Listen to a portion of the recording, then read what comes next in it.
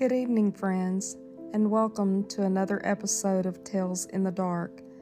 Tonight we're going to be talking about some phantom music that seemed to be something that we heard quite a bit as I was growing up in our family home, and it was the best that I can describe it is it sounded like an old Victrola phonograph.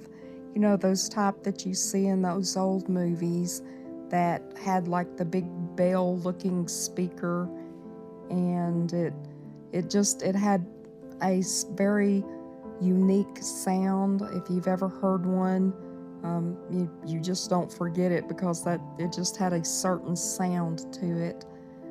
And it was not unusual in our home to hear music playing.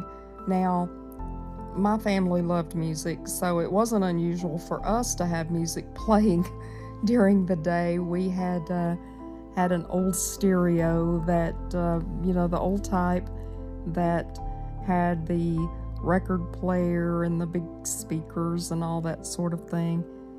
And an old 8-track, so you can see how old that actually was. But we listened to music quite a bit because my family loved music. But during the times when it was quiet, and not only at nighttime, but sometimes it occurred during the day, you would hear music. Now, no matter what room you were in the house, it always sounded like the music was coming from another room. And you would hear it in all the rooms in the house.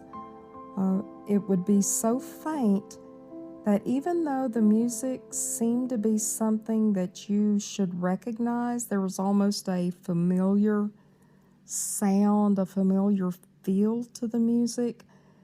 We never could put a finger on exactly what it was.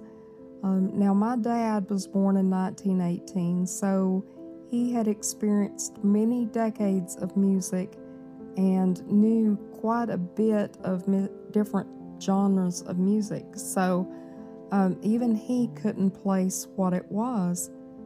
Now, it wasn't only the family that heard this music. There were times we had guests in our home, even overnight guests, that would hear music, and I'm sure a lot of them never mentioned it because they just assumed that it was one of us with an old AM/FM radio playing somewhere. But there were some that mentioned something about hearing music, which one of us was awake at 2 o'clock in the morning or whatever, listening to music, which we would just laugh and, try to change the subject because, of course, you don't want to potentially frighten visitors to your home that, oh yeah, we have ghost music playing all the time. But there was always, and I say always, it didn't happen 24/7, but there was music a lot that played that you could only hear it when it was quiet, and a lot of times that was in the middle of the night. And there were times all of us, I'm sure, at some point got up to go into the other room to see, okay, is somebody listening to music? Does somebody have a radio on? And this was long before cell phones and Pandora and things like that. So if you had a radio, you were going to have trouble hiding it because we had our stereo, and then I think we had one other little portable AM/FM radio, and that was it. But this was not that type of music, and like I said, it had a very distinctive sound, and no matter what room you were in, it always sounded like it was faintly playing in another room. In our front bedroom of the house, many times it sounded like it was coming from the closet, but you could open that closet door and it was apparent it was not coming from there.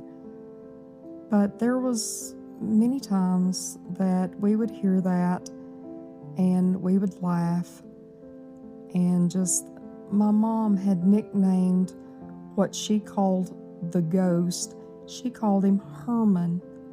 She just out of the blue come up with the name Herman, and she would laugh and say, "Oh, that's just Herman listening to his music."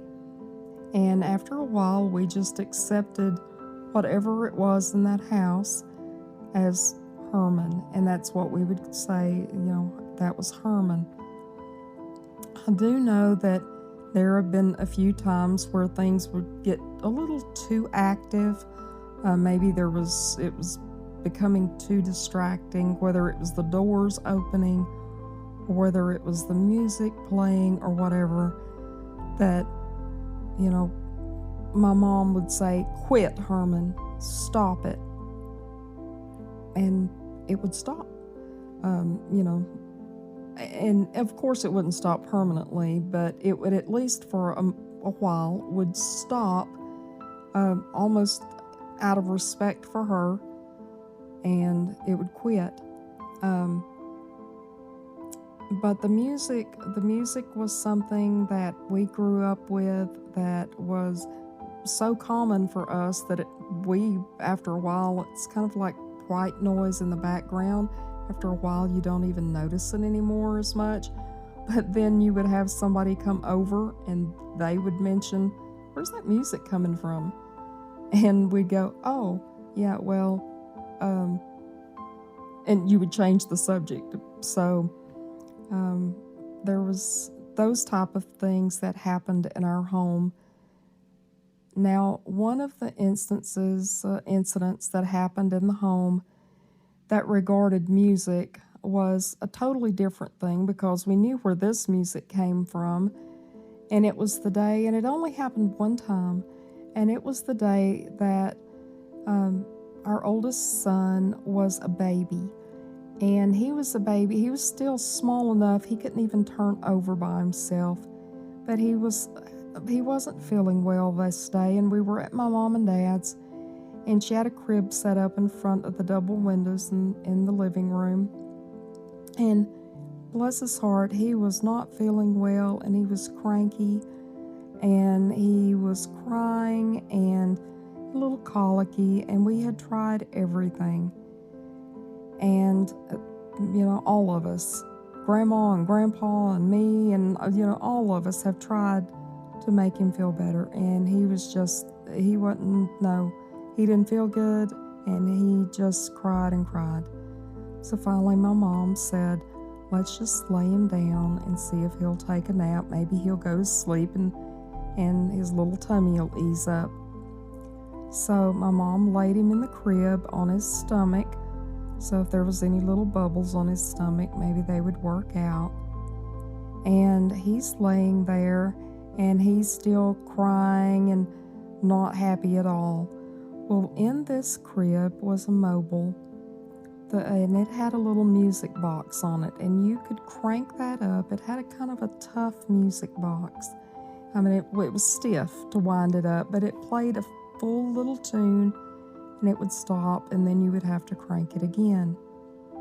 Well, we had cranked it. That wasn't doing any good. He was crying, and my mama said, "Let's just step out of the room and see if he'll go to sleep." Well, me and my mom go to the front bedroom. My dad, he's out in the shop or somewhere. And me and my mom go to the front bedroom, and where we could still hear him. And we can still hear him crying and, just basically an unhappy baby. But we're in there folding clothes, and we hear the mobile start playing, and he quits crying. So we think, well, my dad's come back in, and he's in there and cranked it up. But it stops, plays its full tune, then it starts again. Well, it does this 2 or 3 times. We don't think anything about it. We're thinking, well, Grandpa's finally got him happy. And so we get the clothes folded, and we carry clothes out, towels to the bathroom, kitchen towels to the kitchen, that sort of thing. And we pass through the living room, and my dad's not in there. And we think, okay, well, Grandpa's went back outside. But at that point in time, as we're putting up the kitchen towels, we hear it stop. You know, it goes through its whole total tune again. It stops, and then it starts again. Well, we knew my dad had not come in the front door because the front door's right there. So we knew he hadn't come back in the house, and that makes us look at each other. We look around the corner, and there's nobody in there. The mobile plays through. My son's laying on his back, which, like I said, he was too young to yet turn over by himself. So we had left him on his stomach. He's on his back. The mobile plays all the way through in the time that it would take you to wind it up. It starts over and plays the tune again. Well, by now my son is perfectly happy. He's content. He doesn't seem to be in any pain anymore. He's now a happy baby, and he goes to sleep. Well, all we could do at that point was thank Herman for, doing what we had not been able to do, and that was putting my child to sleep. We're glad that you joined us again this evening to listen to another episode of Tales in the Dark. Thank you, and we do hope that you return. If you like this video, please subscribe, click the like button. We welcome your comments, and we do hope that you join us again. Thank you, and have a lovely evening.